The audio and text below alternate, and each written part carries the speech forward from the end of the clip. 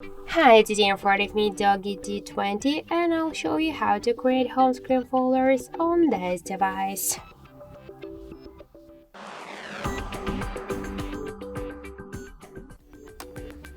So first hold for a while the application and drag this app to another one, and by this way we just successfully created the new home screen folder.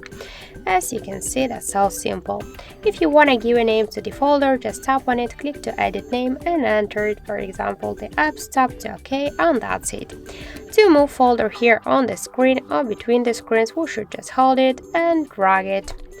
Just to remove the application from the home screen, from the folder, hold it and drag it to the home screen by this way.